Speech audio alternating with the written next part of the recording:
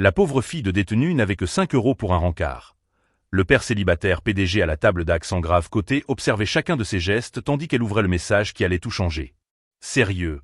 T'es vraiment venu? MDR, je déconne. Sans vouloir te vexer, mais une fille de tôlard, c'est pas vraiment mon délire. Bon courage. Sarah Martinez, 23 ans, sentit son estomac se nouer en relisant le message pour la 3e fois. Ses mains tremblaient en tenant son téléphone pourri à l'écran fissuré, le même qu'elle utilisait pour bosser la nuit comme livreuse d'appli pour financer ses études d'infirmière. Le restaurant autour d'elle semblait soudain hostile. Chaque éclat de rire des autres tables résonnait comme des moqueries dirigées contre elle. Chaque serveur qui passait avait l'air de juger cette jeune latina qui était arrivée pile à 19 h, portant sa seule robe correcte, une pièce noire simple qui avait appartenu à sa mère avant que tout parte en vrille. De l'autre côté de la salle, David Chen observait la scène avec une indignation croissante. PDG de 34 ans d'une boîte de technologie médicale, il avait emmené sa fille Emma, 6 ans, dîner après encore une journée épuisante de réunion. Mais quelque chose dans l'attitude de la jeune femme au coin l'avait fait oublier temporairement ses propres tracas. David reconnaissait cette expression. La même qu'il avait vue dans la glace pendant 3 ans, quand il avait découvert que sa femme l'avait trompé avec son meilleur pote et associé, emporté la moitié de ses biens et tenté de ruiner sa réputation. La différence, c'est qu'il avait eu les moyens de se défendre. Cette gamine, visiblement pas. Sarah respira un bon coup et vérifia encore ses 5 € froissés. À peine de quoi se payer un coca, mais elle devait commander quelque chose pour justifier sa présence. Ce qui faisait le plus mal, c'était même pas le fric. C'était d'avoir cru que Marcus, le mec de l'appli de rencontre, voulait vraiment faire sa connaissance. Pendant 3 semaines, il avait envoyé des messages mignons. Il s'intéressait à ses études, faisait semblant de se soucier de ses rêves de devenir infirmière pédiatrique. Elle lui avait même parlé de son père, qui purgeait une peine pour un crime qu'il jurait ne pas avoir commis. Marcus avait paru compréhensif, différent des autres qui se barraient dès qu'ils apprenaient ses origines. Mais la voilà, encore une fois la preuve que les gens comme elle ne méritaient pas les belles choses. C'est ce que la vie s'acharnait à lui faire comprendre, en tout cas. Ce que Sarah ignorait, Marcus avait posté des captures d'écran de leur conversation dans un groupe WhatsApp appelé « Chasse aux pauvresses », où lui et ses potes de fac privée se défiaient de voir qui arriverait à arnaquer le plus de « meufs dans le besoin » pour se marrer. Et ce qu'elle voyait encore moins venir, David Chen était sur le point de prendre une décision qui non seulement changerait cette soirée humiliante, mais déclencherait une série d'événements qui feraient comprendre à Marcus qu'il y a des conséquences quand on joue avec la dignité des autres. Pendant que Sarah luttait pour ne pas craquer en public, quelque chose dans ses yeux attira l'attention de David. Ce n'était pas que de la tristesse ou de l'humiliation. Il y avait une flamme de détermination qui refusait de s'éteindre, même face à cette cruauté gratuite. Une force silencieuse qu'il reconnaissait en lui, la même qui l'avait aidé à reconstruire sa vie après ce divorce dévastateur. Si tu te demandes comment un simple message vache peut réveiller des forces que personne ne soupçonne, n'oublie pas de t'abonner à la chaîne. Parce que parfois, ce qui ressemble à la fin d'une histoire n'est que le début d'un retournement qui va tout changer. Pendant que Sarah tentait d'encaisser l'humiliation, son téléphone vibra encore. Cette fois, ce n'était pas Marcus. C'était une notification Instagram qui montrait qu'elle avait été taguée sur une photo. Le sang se glaça dans ses veines en voyant l'image. Une capture d'écran de sa conversation avec Marcus, postée en story sur un profil appelé « pauvre-bas chasseur ». La légende disait « mission accomplie ». La fille de détenu a vraiment cru qu'un mec comme moi sortirait avec elle. Les gars, vous devez voir les messages pathétiques qu'elle envoyait sur son « pauvre papa innocent » en tôle. Ah! La photo avait déjà 47 likes et des dizaines de commentaires moqueurs. Sarah reconnut quelques noms, des camarades de fac, des gens qu'elle saluait dans les couloirs. Maintenant tout le monde connaissait ses origines, sa situation financière, sa naïveté. Marcus Reynolds, 25 ans, fils d'un juge fédéral et petit-fils d'un sénateur, se trouvait à ce moment-là dans une soirée à son Penthouse du centre-ville. Entouré d'amis tout aussi privilégiés, il montrait fièrement comment il avait trollé encore une meuf désespérée. Pour lui, les gens comme Sarah n'étaient que du divertissement gratuit. « Mec, t'as vu la tête de chien battu qu'elle doit tirer maintenant ?»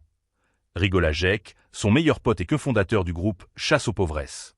« Je parie qu'elle chiale dans ses chiottes pourries. » Marcus prit une nouvelle gorgée de son whisky à 1000 balles et sourit. Le meilleur, c'est qu'elle va sûrement supprimer tous ses réseaux sociaux de honte. Ces prolos font toujours du drama pour rien. Ce que Marcus ne savait pas, David Chen venait de voir le même poste. Et en tant que PDG d'une boîte tech avec des contacts dans toute la Silicon Valley, il avait des ressources dont Marcus ne soupçonnait même pas l'existence. Sarah resta assise encore 15 minutes, même après avoir découvert qu'elle était devenue la risée des réseaux sociaux. Pas parce qu'elle ne savait pas où aller. Son appart minuscule en banlieue l'attendait, partagé avec 2 colocataires. Mais parce que quelque chose en elle refusait de se barrer en courant. Sa mère disait toujours, avant de mourir d'un cancer sans pouvoir se payer le traitement adéquat, « Mija, la dignité, c'est pas quelque chose que les autres peuvent te prendre. Il n'y a que toi qui peux l'abandonner. » Et Sarah avait décidé qu'elle n'abandonnerait pas. C'est alors que le serveur s'approcha avec un plat qu'elle n'avait pas commandé. Soupe de potiron avec du pain artisanal, accompagné d'une salade et d'un jus frais. « Pardon, mais j'ai pas commandé ça, » murmura Sarah en vérifiant encore ses 5 €. « C'est offert par un autre client, » répondit gentiment le serveur. « Il m'a dit de vous dire que certaines personnes méritent la bonté, surtout quand le monde s'acharne à être cruel. » Sarah regarda autour d'elle et ses yeux croisèrent ceux de David, qui fit un signe discret pendant qu'Emma, sa fille, coloriait un dessin à côté de lui. Il n'y avait pas de pitié dans son regard, juste du respect mutuel. À ce moment-là, David prit une décision qui changerait le cours des événements à venir. Discrètement, il envoya un message à son assistant, « J'ai besoin d'un dossier complet sur Marcus Reynolds. Parcours académique, antécédents familiaux, failles juridiques. Et je veux tout savoir sur ce groupe, chasse aux pauvresses. » Pour demain. Sarah mangea lentement, savourant non seulement la nourriture mais cette gentillesse inattendue. Pour la première fois depuis des heures, elle sourit. Et pendant qu'elle mangeait, une idée commença à germer dans son esprit. Marcus pensait avoir détruit sa dignité, mais en réalité il avait fait quelque chose de bien pire pour lui. Il avait complètement sous-estimé qui elle était vraiment. Ce qu'aucun des deux ne savait. Cette nuit marquerait le début d'une chaîne d'événements qui ferait comprendre à Marcus qu'il y a des conséquences quand on transforme la souffrance des autres en divertissement. 3 jours plus tard, Sarah était dans le labo informatique de la fac quand elle reçut un appel d'un numéro inconnu. « Sarah Martinez ? Ici David Chen. Je suis PDG de MedTech Solutions. J'ai vu votre profil académique et j'aimerais vous offrir une bourse d'études complète, plus un stage rémunéré dans notre entreprise. » Sarah faillit lâcher son téléphone. « Pardon, mais c'est du sérieux ? Je me suis inscrite nulle part pour ce genre de truc. » « C'est très sérieux. On pourrait se voir en personne ? Il y a quelque chose que je dois discuter avec vous concernant votre situation, et certaines personnes qui pensent pouvoir humilier les autres sans conséquence. » Quand ils se rencontrèrent au café près de la fac, David alla droit au but. « J'étais au restaurant le soir où vous avez été humilié. Et j'ai découvert des trucs sur Marcus Reynolds que vous devez savoir. » Il ouvrit un portable et montra des captures d'écran du groupe « Chasse aux pauvresses ». Sarah blêmit en voyant des dizaines de conversations où Marcus et ses amis planifiaient de faux rendez-vous avec des « meufs dans le besoin ». Il y avait des photos, des prints de conversations intimes, même les adresses personnelles des victimes. « Il y a plus de 50 femmes », expliqua David avec une colère contenue. Toutes étudiantes fauchées, travailleuses, immigrées. Lui et ses potes ont transformé ça en jeu pervers. Sarah sentit un mélange de nausée et de rage. « Pourquoi vous me montrez ça ? Parce que vous n'étiez pas juste une victime au hasard. Marcus vous a choisi spécifiquement après avoir découvert l'histoire de votre père. Il voulait prouver à ses potes qu'il pouvait casser même quelqu'un qui avait déjà tant souffert. » Les yeux de Sarah se remplirent de larmes, mais pas de tristesse. C'était de l'indignation pure. « Et vous voulez quoi exactement ? Que je le poursuive en justice ?» David sourit pour la première fois. « Non. Je veux que vous le détruisiez. Mais intelligemment. » Il expliqua son plan. Sa boîte développait des logiciels d'analyse de données pour les systèmes de santé. Avec les ressources technologiques à disposition, il pourrait traquer chaque activité numérique de Marcus et ses collègues, compiler les preuves de leurs crimes, harcèlement numérique, diffamation, et tout livrer aux autorités compétentes sur un plateau. « Mais il y a un problème, » continua David. « Pour que ce soit vraiment efficace, on a besoin de quelqu'un de l'intérieur. Quelqu'un en qui Marcus fait assez confiance pour se dévoiler complètement. » Sarah pigua immédiatement. « Vous voulez que je retourne vers lui. Je veux que vous fassiez semblant d'être revenu brisé et désespéré. Que l'humiliation vous a rendu prête à accepter les miettes de son attention. Marcus est trop narcissique pour résister à la chance de vous humilier encore plus. » C'était risqué et douloureux, mais Sarah réalisa que ce n'était pas seulement pour elle. C'était pour toutes ces femmes qui avaient été transformées en blagues. C'était pour son père, emprisonné injustement pour un crime qu'il n'avait pas commis, pendant que des fils de juges comme Marcus commettaient de vrais crimes sans subir de conséquences. « Il y a un truc que vous ne savez pas sur moi, » dit Sarah avec un sourire que David n'attendait pas. « Avant que mon père soit enfermé, il m'a appris la programmation. Il disait que la connaissance était la seule chose que personne ne pourrait me voler. Et pendant ces 3 années, j'ai pas arrêté d'apprendre. David haussa les sourcils. Vous avez des compétences techniques? J'ai accès au système de la fac, je connais les réseaux sociaux comme personne, et je sais exactement comment ces gosses de riches raisonnent. Ils sous-estiment tous ceux qui portent pas de fringues de marque. À ce moment-là, Sarah cessa d'être juste une victime cherchant la justice. Elle devint une stratège préparant l'échec et maths le plus élaboré que Marcus puisse imaginer. Le plan prenait forme, mais ce que ni David ni Sarah ne savaient, Marcus était sur le point de commettre une erreur qui rendrait sa chute encore plus dévastatrice que tout ce qu'ils auraient pu planifier. Une semaine plus tard, Sarah envoya le message qu'elle savait que Marcus ne pourrait pas résister. « T'avais raison. Je suis vraiment pathétique.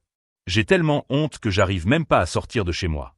S'il te plaît, donne-moi une seconde chance. Je promets que je vaudrai ton temps. » Marcus mordit à l'hameçon instantanément. Plus que ça, il décida de transformer le « retour » de Sarah en son plus grand spectacle à ce jour. Il invita tous ceux du groupe « Chasse aux pauvresses » à une soirée dans son Penthouse, promettant qu'ils pourraient tous regarder, casser complètement, la fille de détenu en direct. Ce que Marcus ne savait pas, Sarah avait passé toute la semaine à préparer le piège le plus élaboré de sa vie. Avec l'aide de David, elle avait installé des applis d'enregistrement à distance sur son propre téléphone, configuré des caméras microscopiques dans ses vêtements et même préparé un dispositif qui copierait automatiquement toutes les données du téléphone de Marcus dès qu'elle se connecterait au Wi-Fi du Penthouse. Le soir de la soirée, Sarah arriva vêtue de fringues volontairement cheap et avec une expression de désespoir qu'elle avait répétée devant la glace. Marcus l'accueillit avec un sourire cruel, entouré de 15 amis impatients d'assister au show. « Les gars, je vous présente Sarah, notre star de la soirée », annonça Marcus en la faisant asseoir au centre du salon comme un trophée. « Dites-lui ce que vous avez pensé des photos qu'on a postées. » Pendant 40 minutes, Sarah endura les humiliations les plus cruelles de sa vie. Ils firent des blagues sur son père en prison, sur sa pauvreté, sur sa naïveté. Marcus alla jusqu'à la faire supplier à genoux qu'il lui pardonne de l'avoir déçue au premier rendez-vous. Mais pendant qu'il s'amusait, le dispositif de Sarah bossait.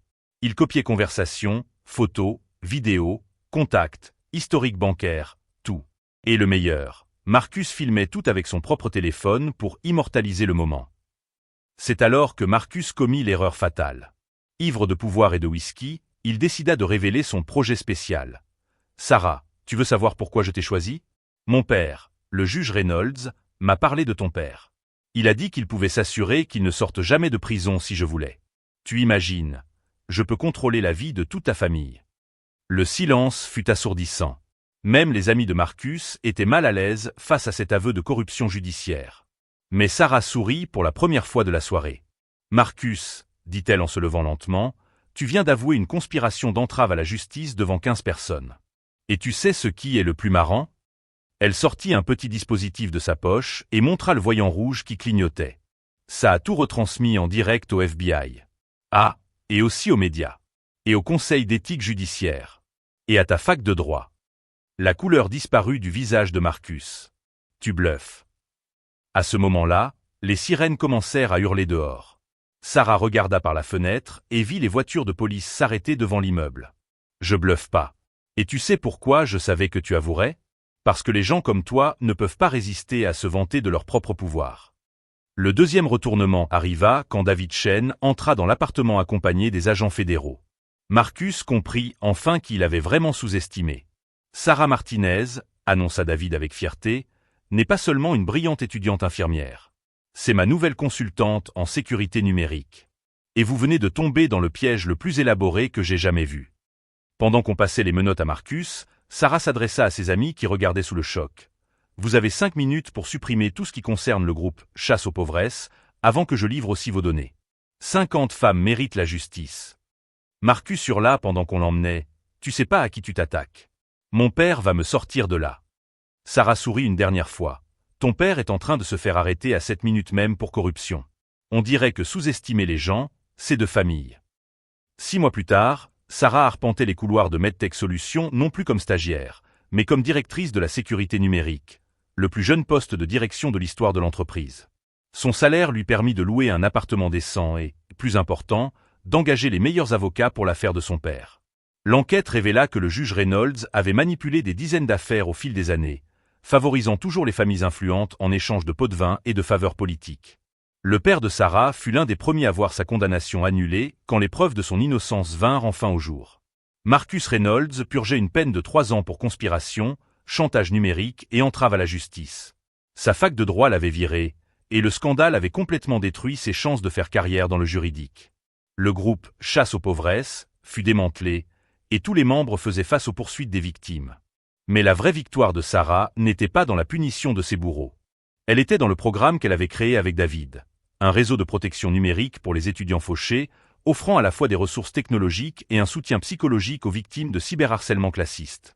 Un jeudi matin, Sarah reçut un appel qui la fit sourire comme elle n'avait pas souri depuis des années. « Sarah, c'est papa. Je sors aujourd'hui. » Elle lâcha tout et courut vers la prison.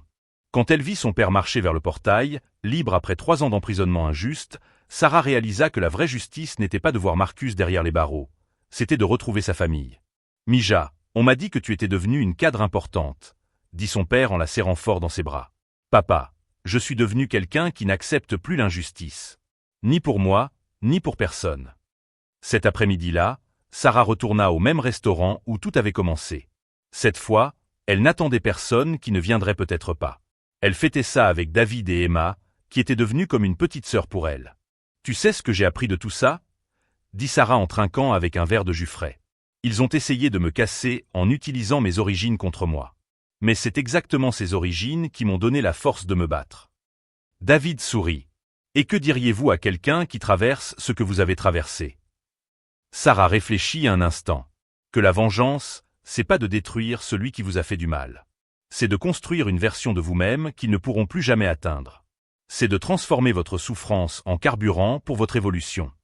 Emma, maintenant âgée de 7 ans, leva la main comme à l'école. Sarah, ça veut dire que les méchants nous aident à devenir plus forts. Exactement, ma puce.